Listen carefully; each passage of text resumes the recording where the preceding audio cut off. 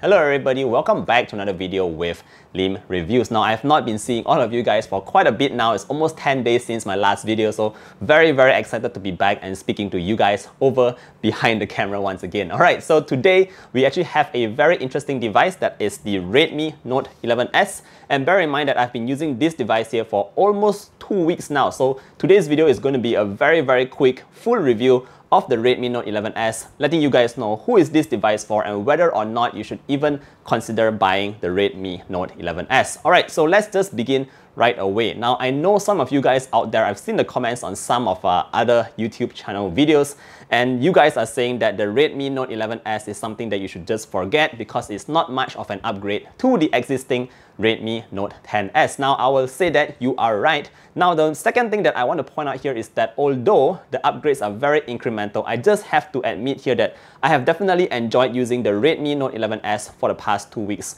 What I can see with Redmi doing here is that although the upgrades are very incremental, but what they are actually doing here is actually pushing further up the benchmark for the lower end devices in the market, if that makes sense to you. So what that means is basically for all the lower end of cheaper budget phones out there, it's going to be slightly more powerful than that of last year. Alright, so that's definitely still a good news in my books. So let's talk about the Redmi Note 11S. Now, before we do that, of course, if you still support the channel and you want to support local content creators like myself here in Malaysia, well, don't forget to hit that like button and subscribe to the channel so you can see all the latest tech on the channel right here. Now let's begin the video, alright? So first up, just in terms of the Redmi Note 11S, let's talk a bit about the price.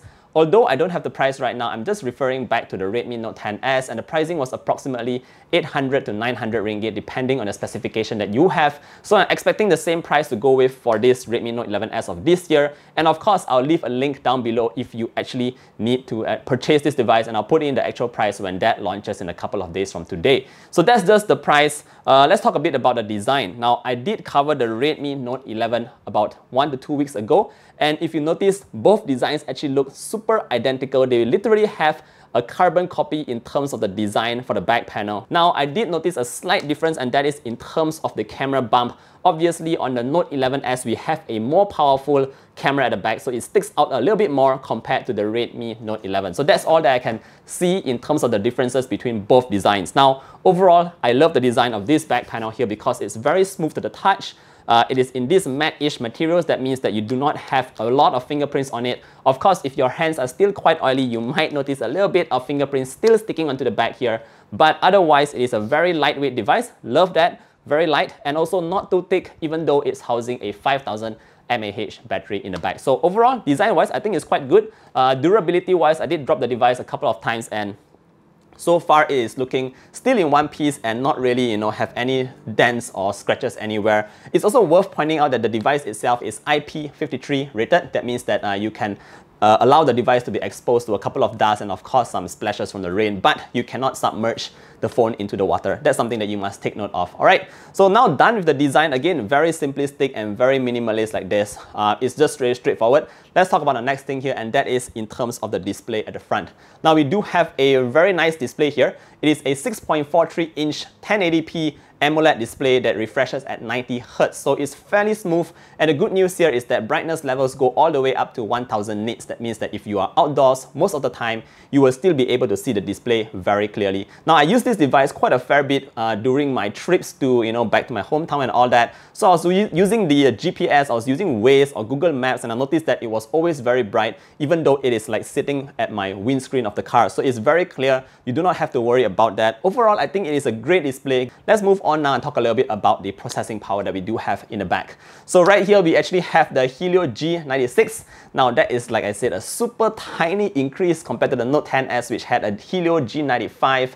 So, yep, in terms of performance, it's not to say exceedingly well, but I want to say this, that although I've been using it for the past 2 weeks now, I noticed that everything was quite smooth. The apps actually launched fairly quickly. It was not slow at all, nothing like that. And in terms of social media, browsing the internet, everything was just very quick. So again, if you're looking for a good budget phone, maybe for your parents or a younger kid or something like that, or maybe even a spare phone, this device, the Redmi Note 11S, actually performed quite well. Now, in terms of the benchmark scores, I'm going to show you very quickly on the screen right now. So this is the benchmark score that the Note 11S got. But yeah, benchmark scores are benchmark scores. Let's talk a little bit about gaming. So I did mention in my previous video on the Redmi Note 11, I noticed that the gaming on the Note 11 was not not that smooth, especially when playing Mobile Legends. But I'm happy to say that Mobile Legends runs much smoother on the Redmi Note 11S. I noticed that it was significantly better. There were not too many drop in frame rates. Everything ran quite fairly nice on the Redmi Note 11S. And I noticed that I also played the Subway Surfer just to test the responsiveness of the display.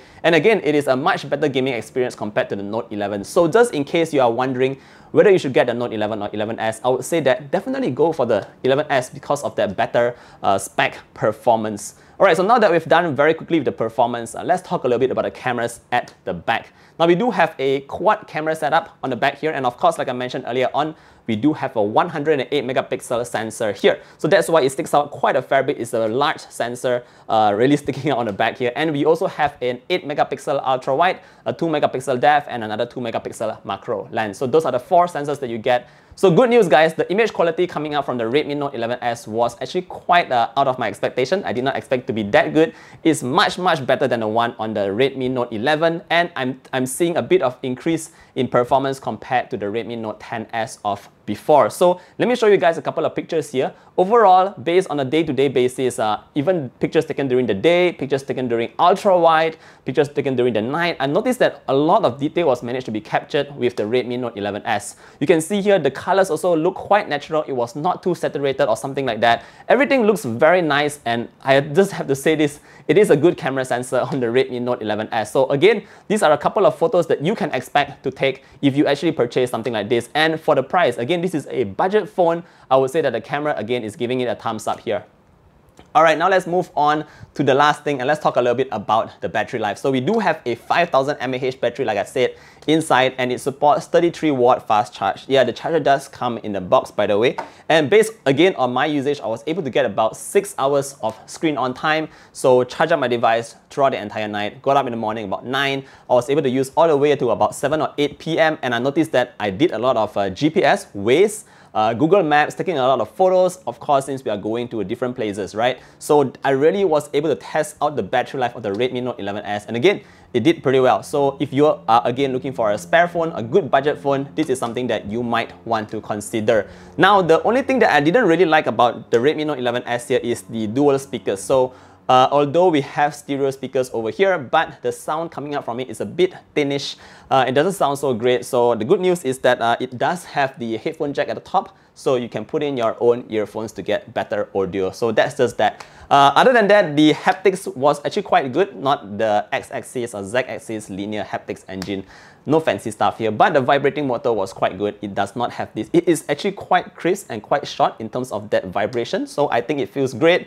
Last but not least, MIUI 13. Yeah, not a huge difference compared to MIUI 12 on the global version. Here, I noticed that most of the changes were actually on the Chinese version. So hopefully we can see more of those new fancy features trickled down to the global version like the Redmi Note 11S. So that's that.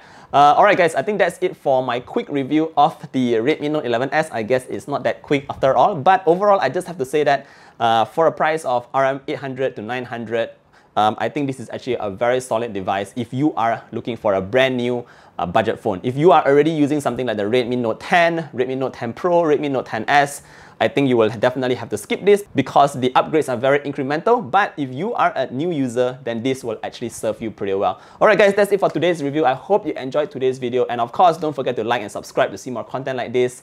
Thank you so much, and I hope all of you are staying safe. I'll see you guys in the next one. Bye!